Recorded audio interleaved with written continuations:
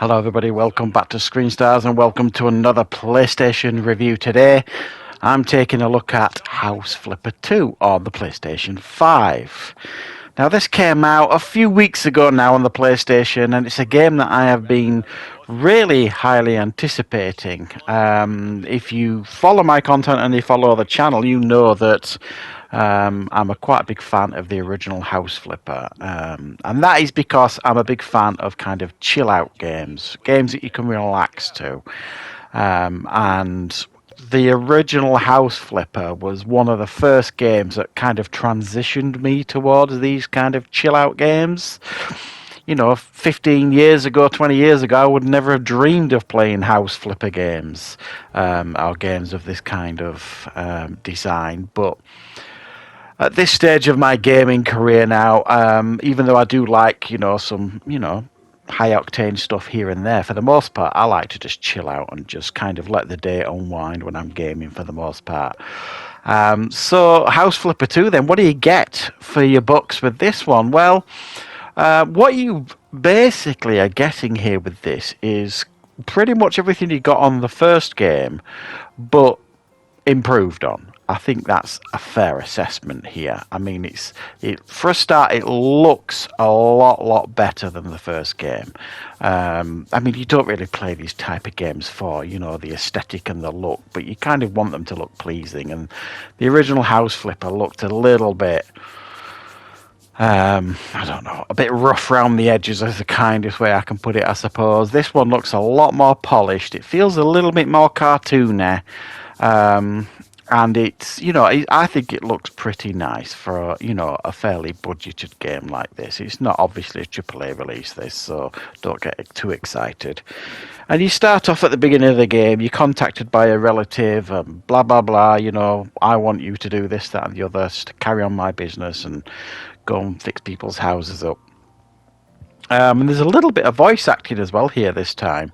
Not a great deal, but it does feel like in every department here they've put a little bit more effort in. So what you do here is you've got your own property, you've got your own computer downstairs in your property, and you can access that and look at emails. And you'll get like emails from customers, and they'll have requests like, can you come and clean my house, or I had a party last night, it's a terrible state, can you come and sort it out, or can you do this, can you do that. And initially it is just very basic jobs, and it is pretty much just clearing litter up, scrubbing floors, cleaning windows, that type of stuff, just to kind of get you used to the mechanics of the game. And the way the game works is you go to the property, you click, I think it's left 2, it brings up like the work wheel, so you can choose what you want to do, whether you want to collect trash with the bin bag, whether you want to use the scrubber to scrub the floors, whether you want to use the paintbrush to do some painting, the vacuum cleaner to vac up, so on and so forth. It ain't rocket science. And early on, you've only got access to a limited number of these cleaning materials or cleaning tools. As you improve and as you progress through the game, more tools become available to allow you to do more technical things. Because after about the second, third, fourth house, something like that, you're then given more complex jobs like painting walls, tiling floors, replacing bathrooms, like baths with showers, that type of stuff.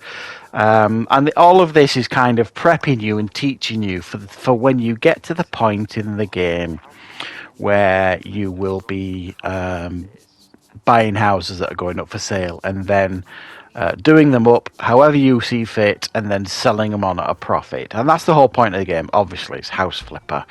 But you've got to earn the spondoolies first. You've got to earn plenty of cash by doing these jobs, and they pay particularly well depending on what they are. And each of the jobs as well have got like a 3-star rating. So you can't leave the job until you've got at least 1 star. So you've got to kind of keep moving through the job. As you can see there on the screen, it says quest, and you got like 3 blank stars there. Once it gets to the first star, you can complete that job if you want. But if you want to get all 3 stars, then you'll get paid better money for doing it. So it is kind of worth staying on to get more stars. However, saying that, you'll only get 3 stars if you complete absolutely every part of the quest. And the quest could be you've got to find every single piece of litter, every single piece of flooring that needs scrubbing, every single thing that needs selling, so on and so forth. You've got to literally find everything to get all 3 stars, and sometimes that's easier said than done. So sometimes it gets to the point where I certainly I've got to 1 star or even 2 stars, and I'm like, I can't do with this anymore, and I'm leaving this quest.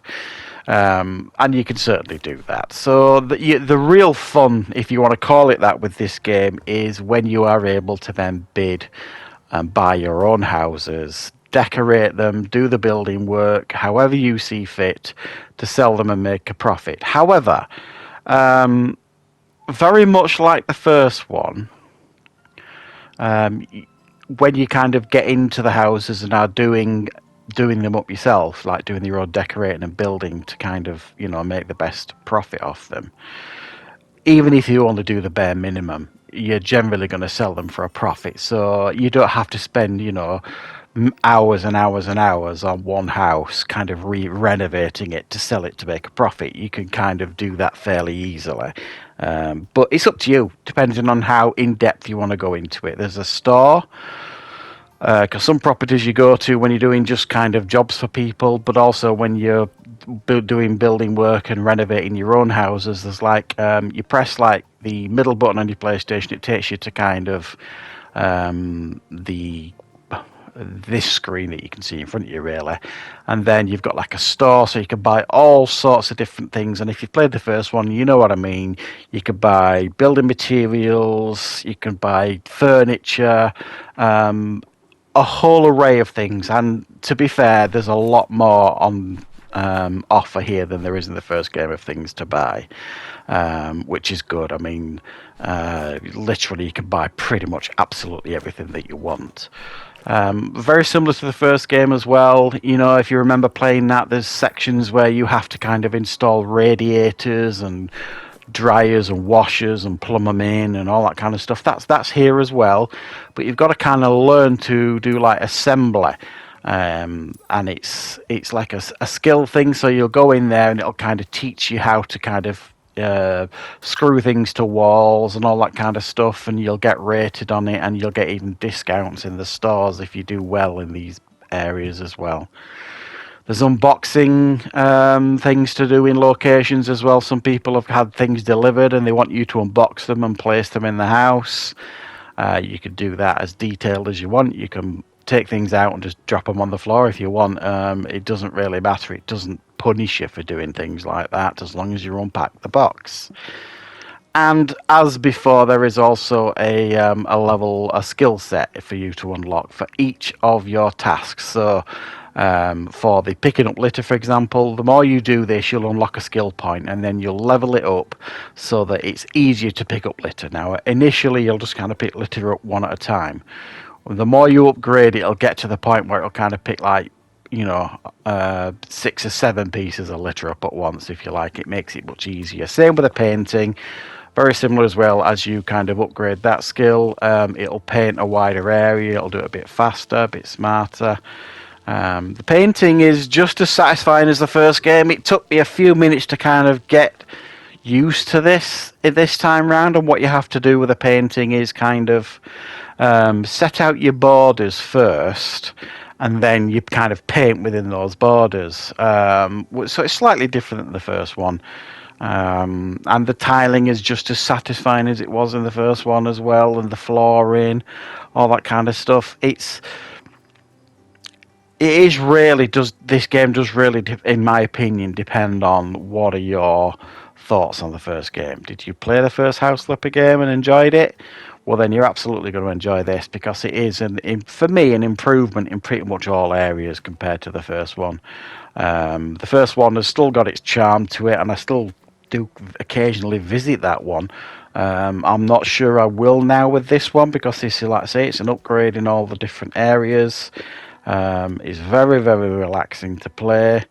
You know, they have put a little bit more effort in on this one, you know, like I say, with the voice acting. And what you'll get as well when you're on jobs is you'll get like phone calls on your mobile phone of the customer, and they'll have like a little chat with you, and you're allowed to give them like a dialogue response. You could choose between different dialogue options and respond to them.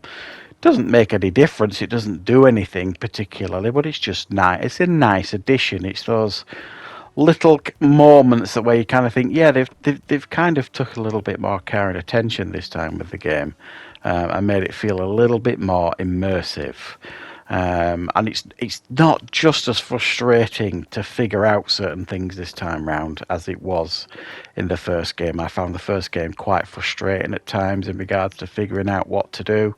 This time round, I think it's pretty good at holding your hand. If you've never played the original House Flipper, you don't need to play that one to learn how to play this one. It's pretty easy in regards to teaching you what you need to do.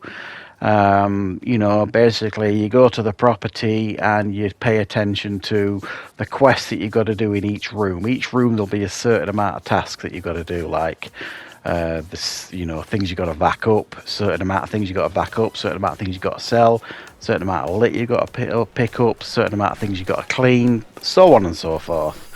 And it's once you kind of figure it out, the game, and it isn't hard to figure it out.